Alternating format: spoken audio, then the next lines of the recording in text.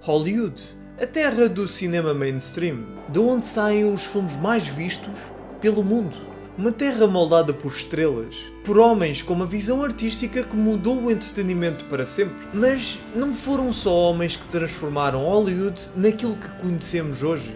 Quando a indústria ainda se estava a formar, alguns dos realizadores pioneiros eram também realizadoras pioneiras. E a realizadora mais importante desta era provavelmente foi Louise Weber. Alguém que, para além de ter rivalizado nas bilheteiras com os gigantes que eram D.W. Griffith e Cecil B. DeMille, também foi pioneira de técnicas cinematográficas que só se tornariam comuns vários anos mais tarde no cinema. Alguém que desafiou a censura e que, há um século atrás, já tentava abordar temas como o aborto. Apesar disso, também é uma realizadora esquecida pela indústria que ajudou a criar. Mas está na hora de acabar com isso e finalmente celebrar Louise Weber.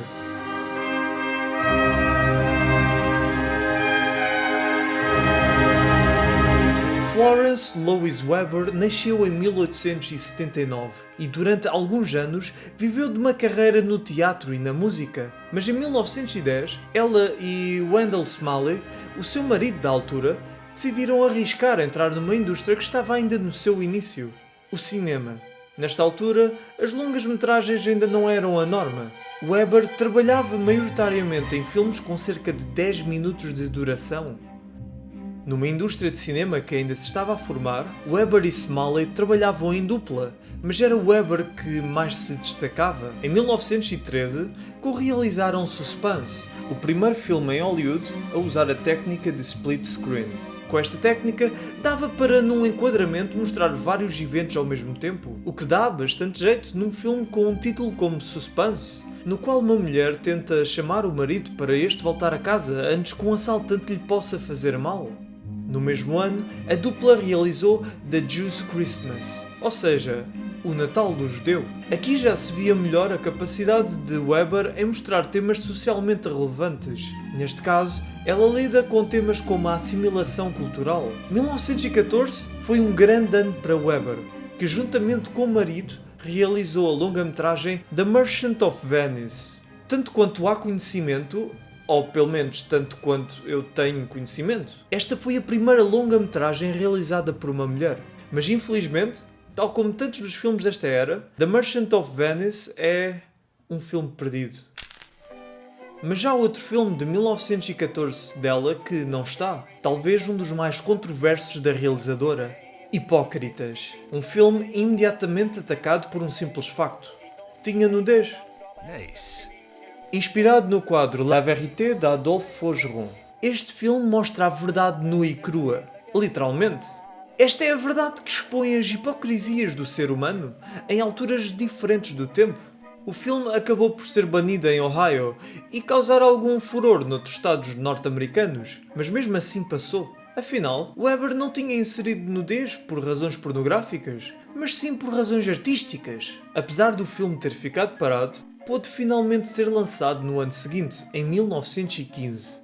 Hoje em dia, pode não parecer nada de especial, mas para além da nudez, Hippocrates também brincava com técnicas complexas de múltipla exposição. A partir de 1915, ela começou a trabalhar para a Universal Studios, tornando-se na realizadora mais bem paga do estúdio. Para quem tiver curiosidade, isso significava $5.000 por semana. Ao longo dos anos, ela realizou mais de 10 longas-metragens para a Universal. Ela poderia facilmente ter criado filmes medianos feitos para serem consumidos e rapidamente esquecidos. Mas já naquela fase tão jovem para o cinema, a realizadora não via o que estava a fazer dessa forma. Ela fazia filmes sobre questões sociais e morais do seu tempo. Em Where Are My Children, enfrentou de cabeça temas tão leves como o aborto, eugénica e contracepção. Em The People vs. John Doe, até nos mostra porque era contra a sentença de morte, com um homem inocente em tribunal a tentar defender-se para simplesmente não ser executado. Nem todas as ideias mostradas por Weber parecem progressivas aos olhos de hoje em dia. Por exemplo, Where Are My Children tem uma posição completamente contra o aborto. A forma como este é apresentado é extrema, sendo que a personagem principal já não poderia ter filhos devido a ter feito um aborto. Mas também devemos ter em conta que este filme foi feito há mais de 100 anos atrás. numa altura na qual abortos ilegais eram comuns, e estes costumavam deixar danos duradouros nos corpos das mulheres que os faziam. Já agora, este filme foi banido na Pensilvânia e a reação deles até tem bastante piada. Acharam que o filme era sujo e que não dava para editá-lo o suficiente para poder ser visto por pessoas decentes. Em Shoes, Weber foi para um tema mais leve, a prostituição. E para quem se queixa que hoje em dia é que os filmes são demasiado políticos, em 1917, Weber lançou The Hand That Rocks the Cradle, um filme com o objetivo de apoiar a legalização do controle parental. Mais uma vez, o resultado foi chocante e criou reações fortes. Infelizmente, este filme também está perdido. Em junho de 1917, ela formou o seu próprio estúdio de cinema, mas ela era contra fazer filmes em linha de montagem. Queria que todas as forças dos estúdios fossem dedicadas a fazer um filme de cada vez, para ser a melhor obra de arte que pudesse ser. Mas com o passar dos anos, a indústria e os gostos da audiência foram mudando. Com a entrada nos loucos anos 20, a audiência estava sem paciência para filmes moralizadores como os de Weber, e ela não tinha vontade em se adaptar a estes gostos. Para além disso, raramente tinha grandes estrelas nas suas obras. Em 1921, a Paramount decidiu não distribuir o filme mais recente dela, e pouco depois, o seu estúdio teve de acabar com o contrato de quase todos os seus trabalhadores. Assim, a carreira de Lois Weber como realizadora de Hollywood parecia ter acabado, mas não antes de ainda conseguir uma última grande obra, The Blot, na qual lidou com temas de pobreza e baixos ordenados na educação. Foi um fracasso na altura, mas desde que foi redescoberto em 1975, que é considerado uma das melhores obras de Lois Weber. Algum tempo depois, também o casamento de Lois acabou por ruir, e ela divorciou-se de Smalley. Nos anos 20, Hollywood era completamente diferente do que fora na década anterior. Estúdios começaram a assentar-se e a monopolizar poder, e entretanto, o Código Hays de censura certificou-se que filmes como os de Weber não poderiam voltar a ser feitos durante várias décadas. Mulheres também foram lentamente voltando a ter cada vez menos oportunidades de realizar grandes produções, efetivamente impedindo Weber de voar tão alto como na década anterior. Apesar de continuar a trabalhar dentro da indústria, em 1927 já aconselhava mulheres novas a evitar carreiras na indústria do cinema. Lois continuou a trabalhar em Hollywood até ao fim dos seus dias e a agarrar-se às oportunidades de realização que lhe dessem. Em 1939, o ano da sua morte, foi o mesmo ano em que realizou o seu último filme, White Heat, um filme que também está perdido, mas que nos anos 40 chegou a ser transmitido na televisão.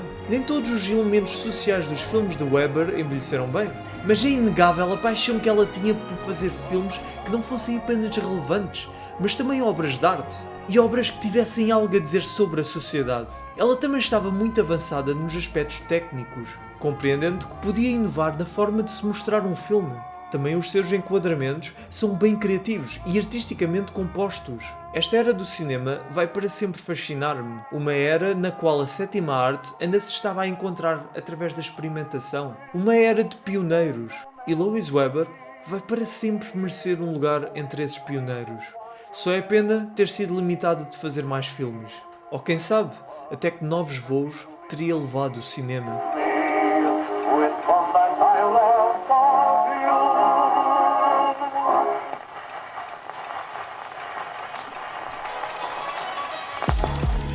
Bem, já vai algum tempo desde o último vídeo, mas espero que tenham gostado deste e se gostaram, como sempre, ponham um like, se não gostaram, saiam daqui.